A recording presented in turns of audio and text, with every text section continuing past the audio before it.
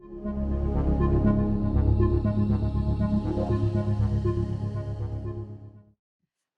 a grad student at Princeton University. I do theoretical chemistry. I basically do molecular dynamics or Monte Carlo simulations, but I also do the inverse problem. So we will look, we'll see in a second what that means. So this is my GitHub handle. Cool. So firstly, I would like to acknowledge my advisor, Saul Torquato, and our collaborator, Frank Schlinger, and everyone in the Torquato lab, as well as NSF, IES, and Julia. Yay. I started to program in Julia since last year. I immediately fell in love with it. So it's, as we say, it works like Python, but runs like C. So it's perfect for molecular simulations. Right.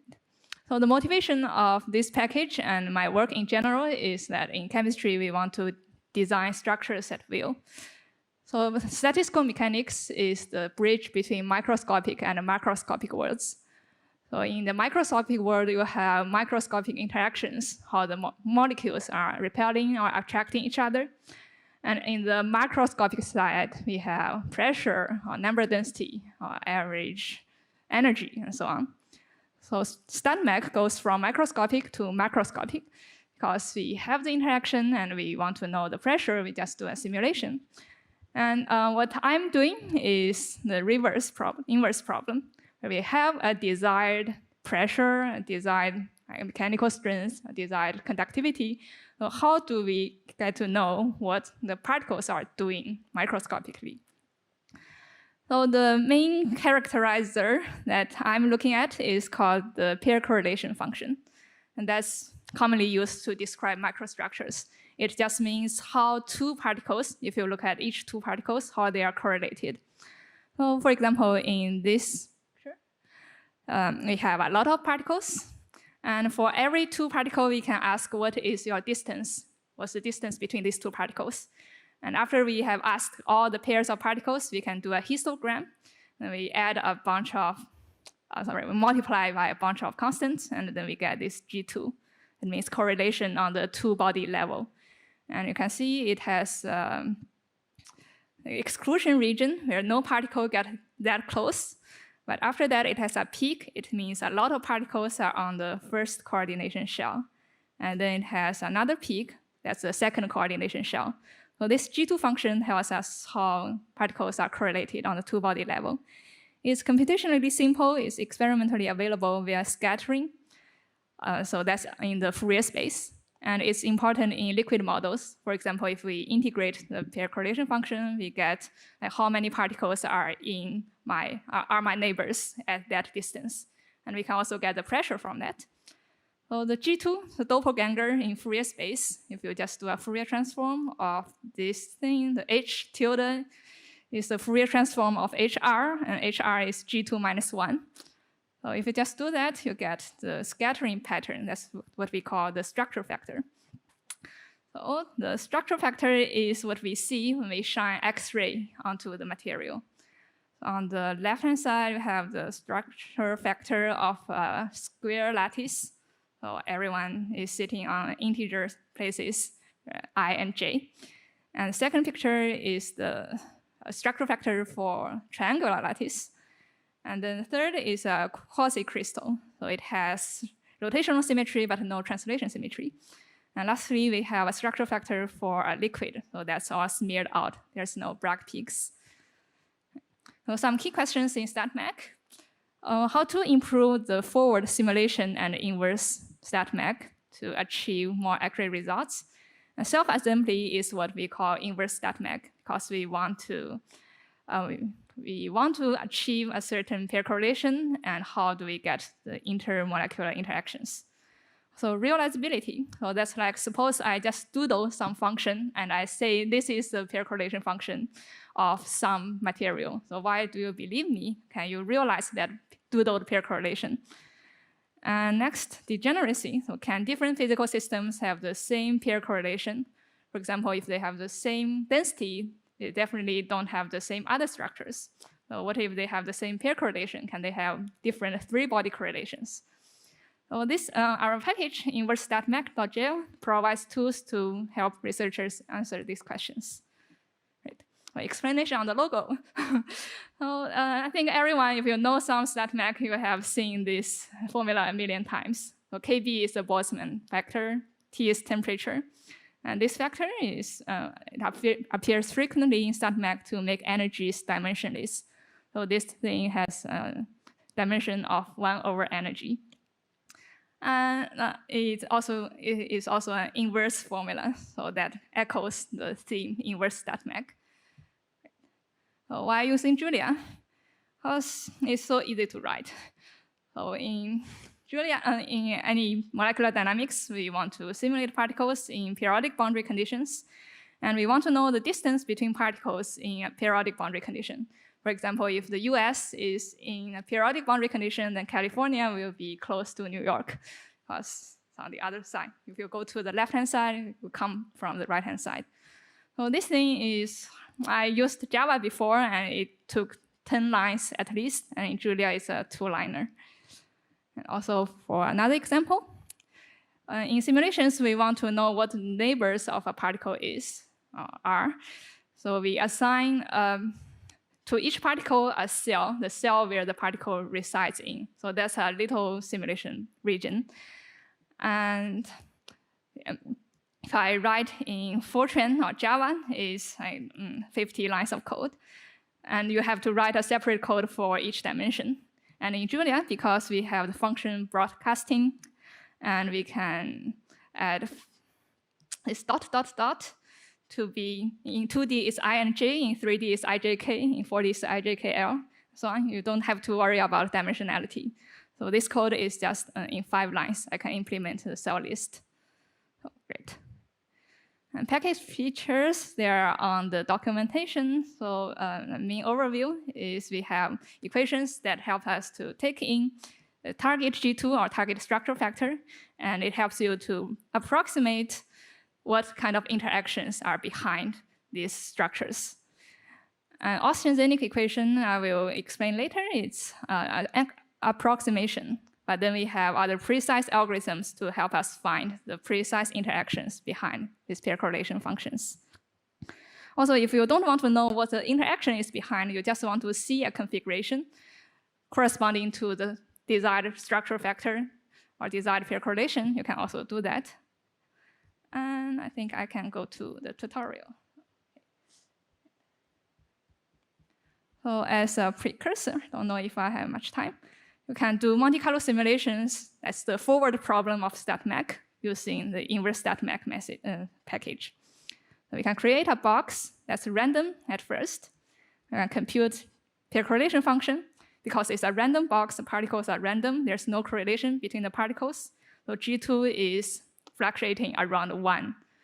It's fluctuating because it's a finite size system. So there's always some noise. If you do the Fourier transform, we can get the structure factor. And then we can do a simulation under the Lennard-Jones potential. We can define it with the parameters.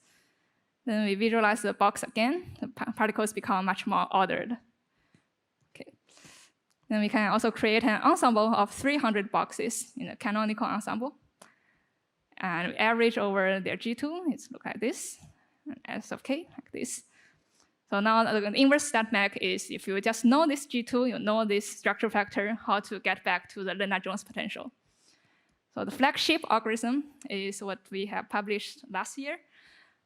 Its idea is quite simple. We start to simulate under a gas potential with an initial gas parameter A. So for example, in the Lennard-Jones, we can say the potential is Lennard-Jones 1 over 12, 1 over r to the 12 minus 1 over r to the 6. But we want to determine the best parameters to parameterize this thing. So we do a simulation to obtain the simulated G2 and S under the initial gas parameters. Then we can compute the loss function. So what is the difference between desired and simulated G2 as well as the structure factor? Then we can do the automatic differentiation of the loss function on the potential parameters. So, you may wonder, because this psi is a stochastic function, you have to do simulation to get G2 simu and S simu. So how can you easily do automatic differentiation? Well, that's where some theory comes in. So because we already had the configuration, the previous configuration, so a lot of snapshots of our systems, so we can actually estimate the loss function at some different parameter, different but close to the previous guess, by reweighing those configurations by a Boltzmann factor. So that's how we predict that the pair correlation function will evolve as we change the potential parameters a little bit. So for example, the next G2 simu at that perturbed potential parameters will be the previous G2 at each configuration, but given a different weight according to the energy change before and after the parameter change. So now this loss function is defined as a deterministic function to the parameters. And we can do BFGS to optimize the parameters. But at some point, the noise of the G2 will become too large that the loss function becomes large again. So that's when you know you have to do another round of simulation to get another round of boxes to do the automatic differentiation again. So here's the documentation of this function, optim parameterized spot. So it has some compulsory parameters, my initial guess, my potential form, dimensionality, number density, and your target G2, target S. And all the others are simulation details that we have default values for you, but you can change them by yourself. So here's an example. So we start by defining our target G2, right here, and target structure factor. And we define some initial guess, and we run the program, optimize. So it's simulating. Firstly, it wants to simulate and then it samples your configurations to generate an ensemble. And this is the first step. Guess G2, guess S. And then it's doing automatic differentiation and BFGS to optimize the parameters. So we start with, I think, 2 and 3. And now, just with first iteration, it's already getting to the true values, closer to the true values 4 and 4. So we do another round, and it's getting closer to 4 and 4. And just in 3 rounds, in 4 rounds, we get to 3.8, 3.8. So that's pretty close.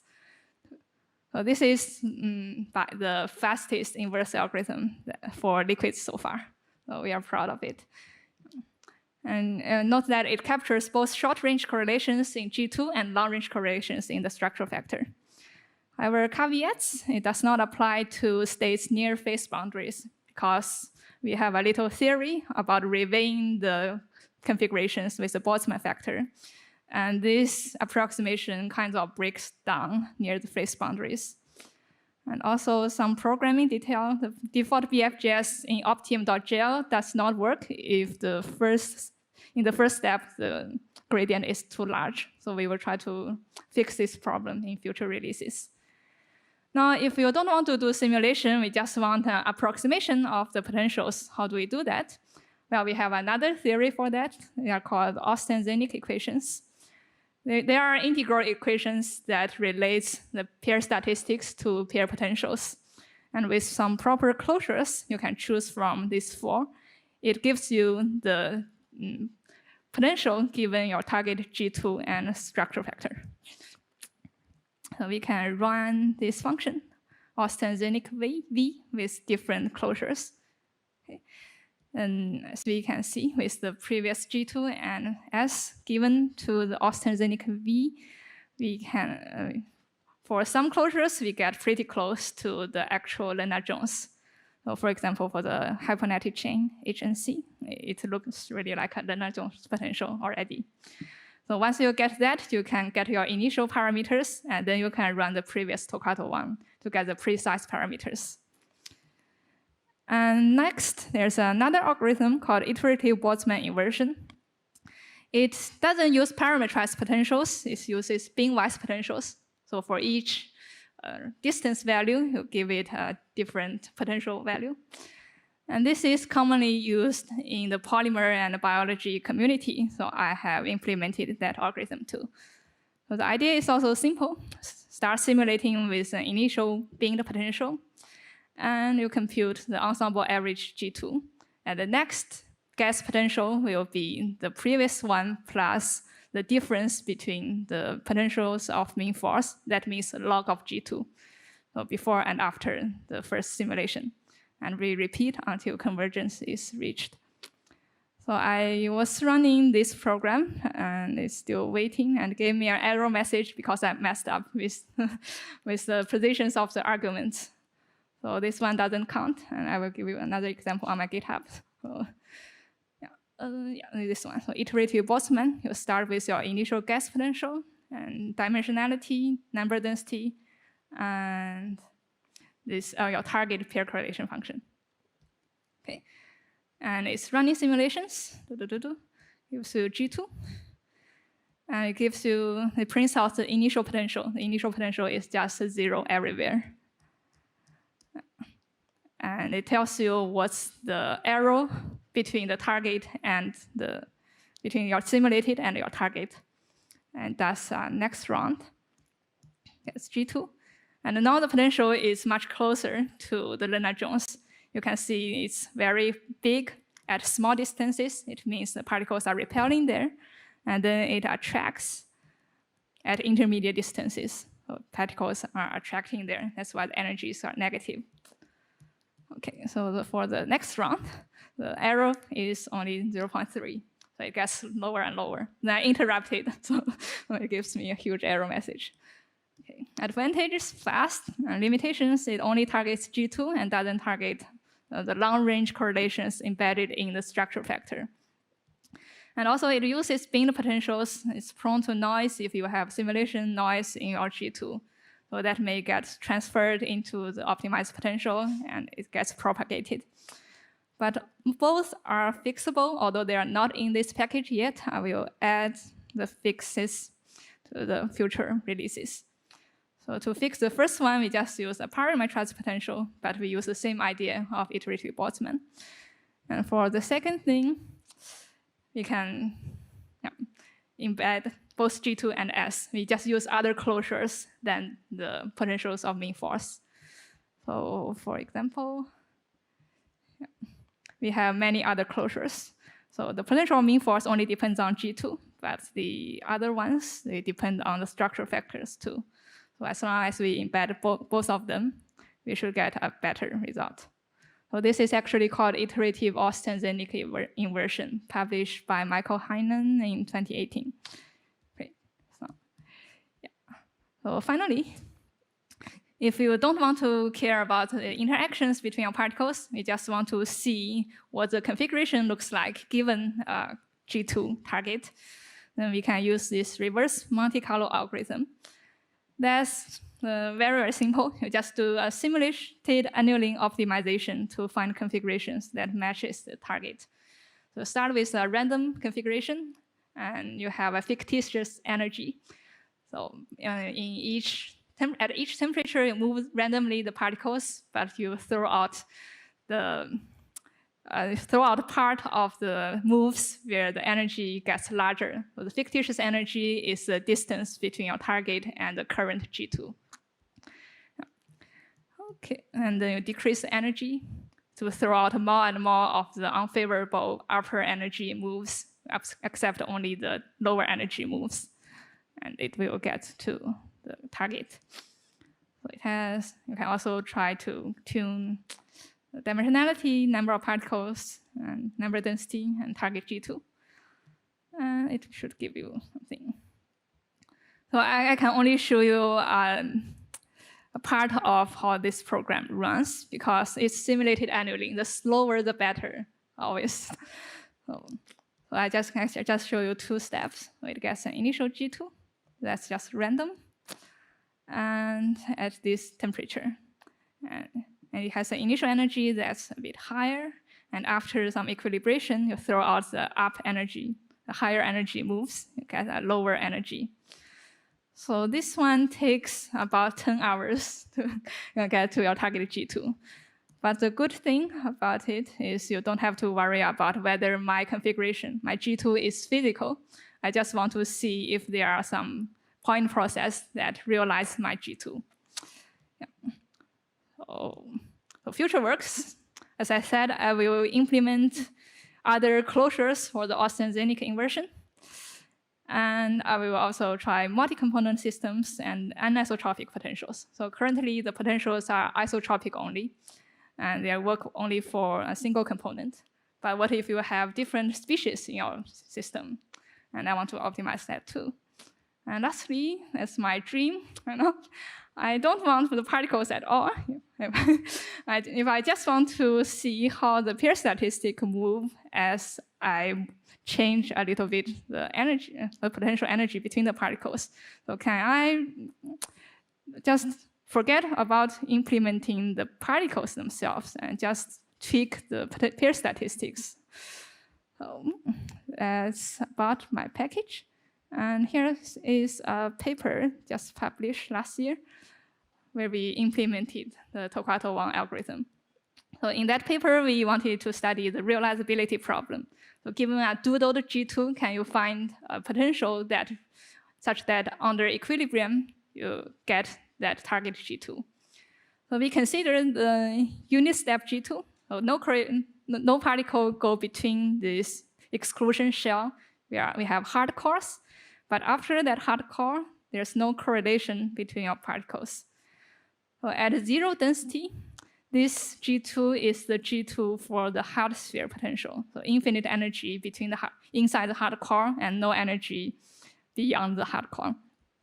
However, if you are at positive density, and you still only have the hard core potential, then as we can see, it has a twiggly decaying tail in its G2. So we wanted to know whether this unit step G2 is realizable even at packing fractions greater than 0. And here's our result. We were able to find effective potentials using the inverse technique. And as you increase the density, the potential gets bigger and bigger. And we could get to packing fraction 1/4 in 2D and 1/8 in 3D. So that's it about my package. And I welcome any PR, any suggestions. And this is my GitHub. Thank you very much.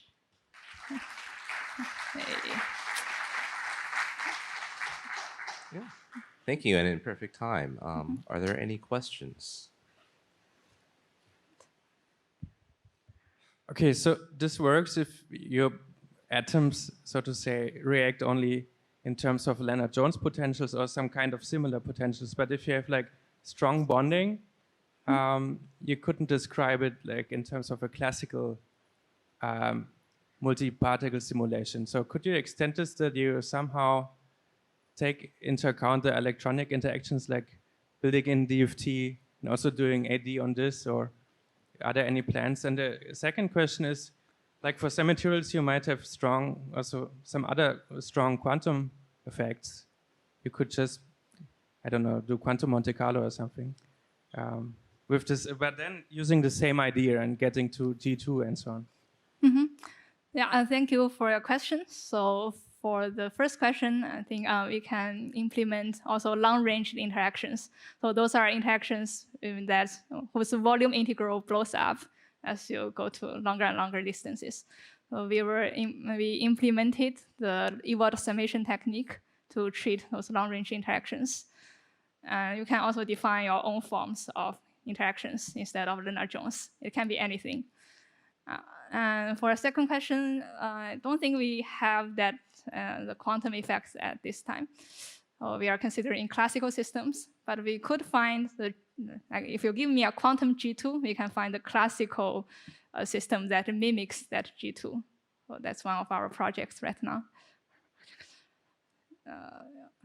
Thank you. Are there any further questions for Haina?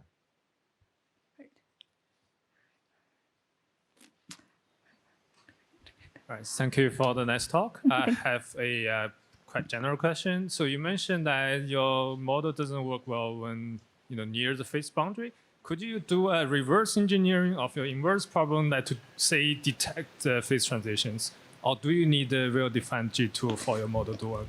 Thank you. Thank you for your question. I think what's happening is all our liquid theory models, such as you can reweight the configurations based on the Boltzmann factor, they kind of break down at the phase boundary. So that is to say you tweak the potential a little bit, the G2 change completely when you are going from a liquid to a crystal. So in that case, I would look into theories just tuned for phase boundaries. So they are native in treating the huge sensitivity of the pair statistics on paired potentials. This package cannot do that yet, but I certainly believe that there are good theories for phase boundaries. And we can use the same idea of like parameter automatic differentiation to optimize the parameters. Right. Thank you. Okay, any further questions for Haina? We have a few more minutes left. Thank you. So this is like the static G2, but if you like take into account phononic contributions, could you just time resolve or do also the Fourier transform in time and get the frequency resolved, so to say, optimized correlation function? And this is static G2 or this time, yeah. But like, would it be an idea to do the Yeah, frequency resolved? Yeah, certainly. I did. Okay, and my first question actually was like, if you have a singlet state, you can reduce the energy like of two atoms, even though the distance stays the same. So this is something you cannot capture with a potential. So if you take into account entanglement, it's like you cannot replicate it with a classical potential. That's what I wanted to say. Well, this is a classical system. Okay, anyone else? Sorry. Okay, well, I want to congratulate you on being the last talk of the conference. Thank you. So you handled that very well, everyone.